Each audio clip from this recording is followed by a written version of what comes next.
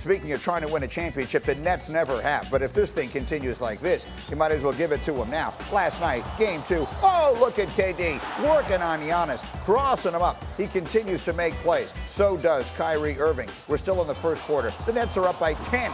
The Nets would shoot 52% from the floor for this game. They had a 17-point lead after 1. Oh, speaking of high percentage shots, Blake Griffin. Oh, right in the face of Giannis. Everything going the Nets' way. They lead by 21. A minute to play in the second quarter. The lead is 22. It's Durant.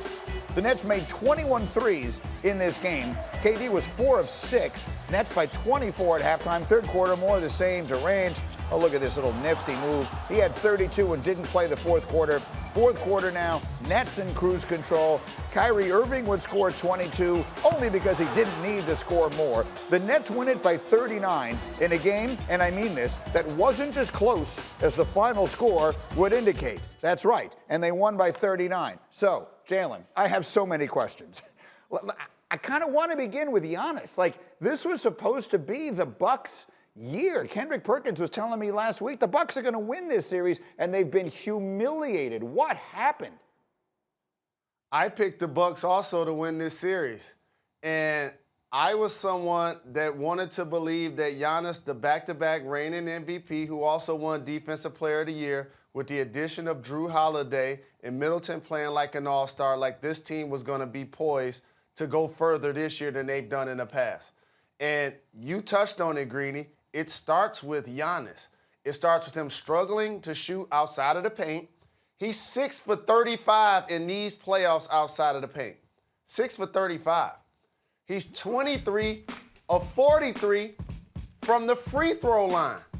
The game is so very tough when you can't make shots, especially your best player. And while we're highlighting Giannis offensively, let me tell you what happens when the rabbit get the gun. If you notice, it seems like KD had 50 yesterday. And it seems like Kyrie had 40. You know why? Because their buckets were loud.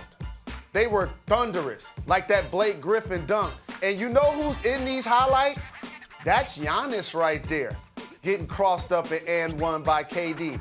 That's Giannis that Kyrie is coming across half court, pulling up from 3. That was Giannis that Blake Griffin dunked on, and that was KD who driving past Giannis who did the up and under. So it's really hard to win and be confident when your best player is getting torched by the other team. But I must say this for the Bucks.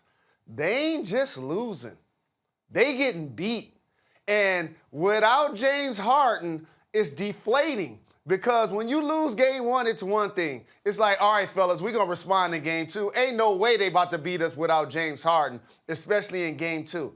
And now they lost game 2. No way the Bucks are winning 4 out of 5.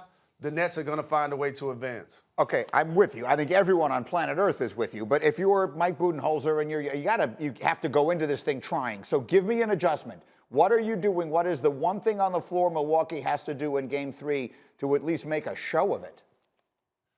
Giannis has to make jump shots, Greeny. Like, the one thing about the game is he's going to be dominant in the paint, on his drives, on his layups, on his dunks. But when they're leaving you wide open, you practice these shots. You have to make these shots from 3, from mid-range, and from the free throw line. Because guess who are 2 of the best shot makers in the history of the NBA? Kevin Durant and Kyrie Irving. So when you're missing shots, they're going down on the other end, Greeny, boogieing, oohing and ahhing, and then pulling up and making shots with various degrees of difficulty. But Giannis at the free throw line is struggling, which also affects him mentally. It affects the rest of the team psychologically. And also, I need to see more from Chris Middleton. In particular, in the first quarter, he looked off balance. He was struggling to get he was struggling to attack the basket with ferocity. Like, normally Chris Middleton is smooth, and he's the opposite of loud. He gets his buckets within the offense, and I didn't see that from him. So I'm disappointed in Middleton, in Holiday, and in Giannis. But again, they're not just losing. They're getting beat, and that's 2 different things.